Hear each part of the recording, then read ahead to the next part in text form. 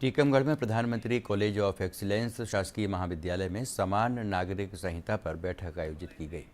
बैठक का संचालन उच्च स्तरीय समिति के सदस्य और कानूनविद अनूप नायर के निर्देशन में हुआ। बैठक में समान नागरिक संहिता के विभिन्न पहलुओं पर चर्चा करते हुए प्रतिभागियों ने अपने सुझाव प्रस्तुत किए। वक्ताओं ने कहा कि वर्तमान में अलग अलग वर्गों और धर्मों के लिए अलग कानूनी व्यवस्थाएं होने से कई व्यवहारिक और कानूनी कठिनाइयां आती हैं। उन्होंने समान नागरिक संहिता को सभी नागरिकों के लिए समान अधिकार और एक समान कानून व्यवस्था स्थापित करने की दिशा में महत्वपूर्ण कदम बताया। हमने ये सुझाव दिया है कि हम ये यूजीसी के पक्ष में हम हैं उसमें, लेकिन हम ये चाहते हैं कि जो भी हमारे देश में सभी धर्मों को मानने वाले लोग हैं और सभी जाति संप्रदाय लोगों की शादियों की परंपराएं अलग अलग हैं, सारे लोगों की परंपराओं का ख्याल रखा जाए।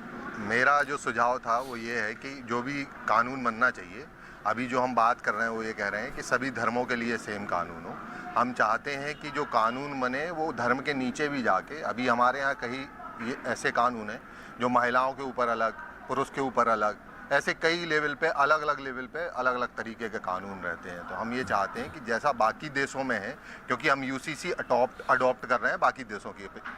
उच्च स्तरीय समिति की जो बैठक हुई उसमें अलग अलग सुझाव दिए गए, जिसमें मैंने अपना सुझाव दिया कि जो आदिवासी वर्ग है, एससी समुदाय है, उसमें अलग अलग परंपराओं के निर्मित विवाह होते हैं, तो उन निर्मित विवाहों का और उसकी संबंधित धाराओं का उन पर कैसा प्रभाव पड़ेगा। और दूसरा मैंने सुझाव दिया कि जैसे बहुविवाह जो होते हैं, पॉलीगैमी होती है, बाई विवाह मैरिज होती है, उसमें जो बीएनएस की धारा, भारतीय दंड संहिता की धारा लगती हैं, तो क्या वह लिव इन रिलेशन में रहने पर, प्रॉमिस और कॉन्ट्रैक्ट होने पर भी वह धाराएं लगेंगी कि नहीं लगेंगी, अगर लगेंगी तो बहुत ही अच्छा होगा।